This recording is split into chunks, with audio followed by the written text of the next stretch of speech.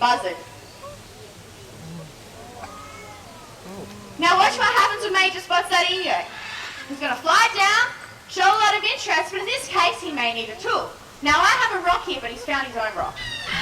He's going to pick up that rock, run over to the egg and use it as a hammer, trying to crack open the shell of that ego. Now what you're actually seeing is something that we've never had to train Major to do. It's called a hardwired or instinctive behaviour. So from the moment a